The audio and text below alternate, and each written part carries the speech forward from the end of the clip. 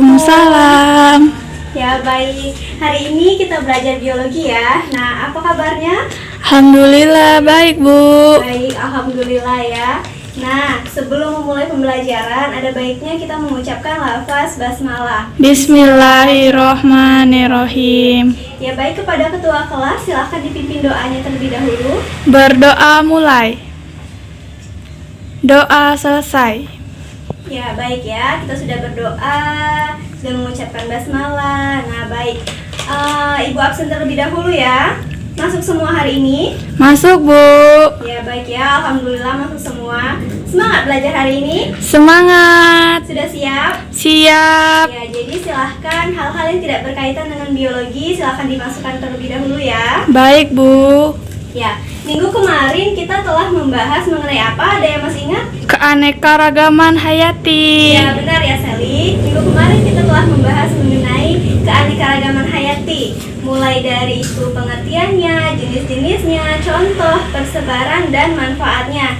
Nah, hari ini kita akan membahas mengenai ancaman keanekaragaman hayati, lalu penggolongan ancaman dari keanekaragaman hayati, dan yang ketiga kita akan membahas mengenai upaya pelestarian keanekaragaman hayati.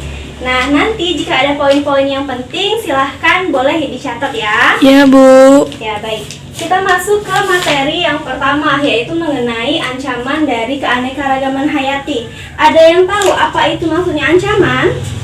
Enggak, Bu. Oh, belum ya. Jadi ancaman itu bisa dikatakan sebagai segala sesuatu yang dapat mengganggu, merusak, atau dapat menyebabkan kepunahan dari suatu organisme.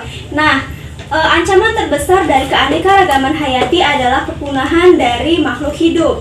Sampai sini mengerti? Mengerti, Bu. Nah, ancaman terbagi menjadi dua kelompok besar. Yang pertama ini apa? Alami. Ya, ancaman secara alami dan ancaman secara Antropogenik. ya, jadi ancaman terbagi menjadi dua, yaitu alami dan antropogenik. Ancaman alami ini merupakan ancaman yang disebabkan oleh alam. Sedangkan ancaman antropogenik merupakan ancaman yang terjadi biasanya karena ulah manusia atau ulah kegiatan manusia. Sampai sini paham? Paham, Bu. Paham ya? Baik, untuk contoh dari ancaman alami, ada yang tahu? Enggak, Bu. Belum ya? Baik, Ibu kasih contoh. Contohnya gunung meletus. Apalagi? Bencana alam? Banjir. Iya, tapi banjir itu kebanyakan disebabkan oleh ulah manusia. Contohnya lagi misalkan gempa bumi, longsor, dan sebagainya. Sampai sini paham? Paham, Bu. Nah, baik, yang kedua antropogenik yang disebabkan oleh ulah kegiatan manusia. Seperti contohnya apa yang biasa dilakukan manusia untuk merusak alam? Buang sampah sembarangan. Buang sampah sembarangan, lalu buang sampah, lalu penebangan hutan Secara liar. ya, penebangan ya, dan masih banyak contoh lainnya ya, seperti pemburuan liar, eksploitasi sumber daya alam yang terlalu berlebihan. Nah, kebanyakan dari antropogenik ini terjadi karena ulah manusia yang ingin mensejahterakan dirinya sendiri tanpa memikirkan efek kedepannya. Sampai sini paham? Paham, Bu. Paham, baik ya. Jadi kita sudah masuk ke dua poin, ancaman dan penggolongan dari ancaman. Jadi selanjutnya kita akan membahas mengenai upaya dari pelestarian keanekaragaman hayati. Nah, karena kita tahu bahwa di sini ada ancaman, tentunya kita harus tahu bagaimana cara untuk menanggulanginya. Nah, untuk upaya pelestarian ini, contohnya apa? Ada yang tahu? Enggak, Bu. Belum ya? Jadi kita bisa lakukan kalau penanaman pohon secara penanaman pohon kembali, apa namanya?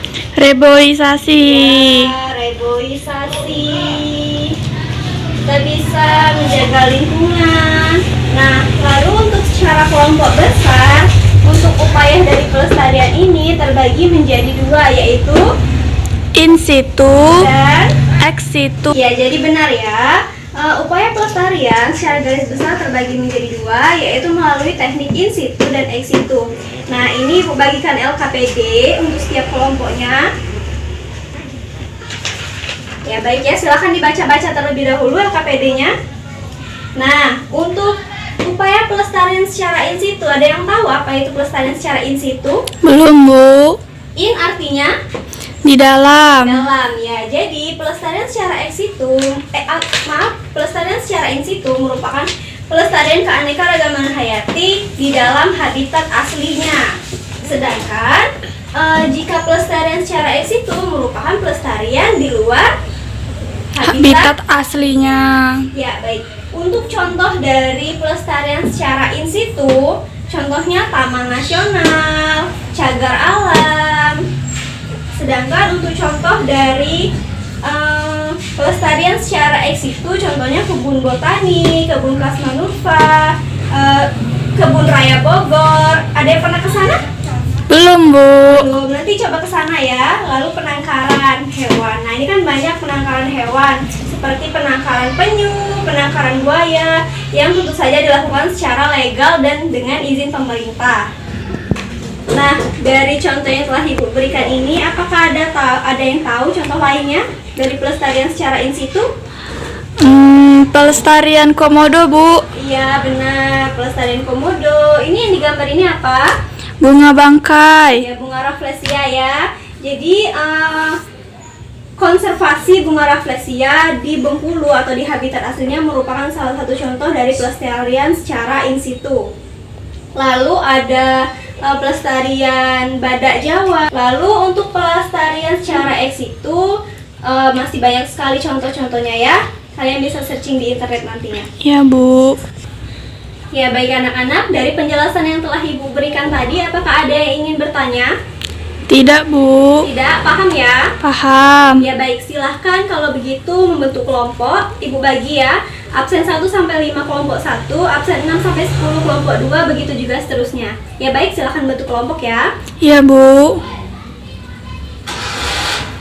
Ini sudah duduk di kelompoknya masing-masing? Sudah, Bu. Sudah ya, baik. Jadi tadi Ibu sudah bagikan LKPD. Silahkan perhatikan LKPD-nya. Nah, di situ ada contoh-contoh dari kasus-kasus yang terjadi di Indonesia mengenai pelestarian keanekaragaman hayati beserta ancamannya. Nah, silahkan diskusikan dengan teman kelompoknya mengenai kasus-kasus yang ada di situ. Ibu berikan waktu sekitar 10 menit untuk kalian melakukan diskusi dengan kelompoknya. Nanti juga akan Ibu awasi. Ya baik, silahkan diskusi dengan kelompoknya. Baik, Bu.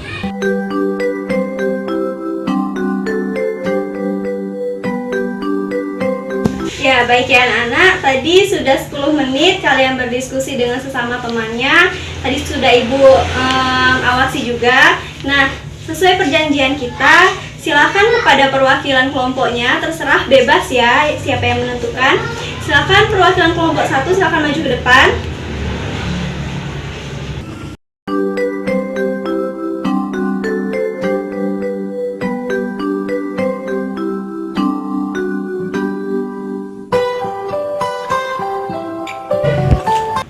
Ya, bagus sekali ya presentasi dari masing-masing kelompoknya.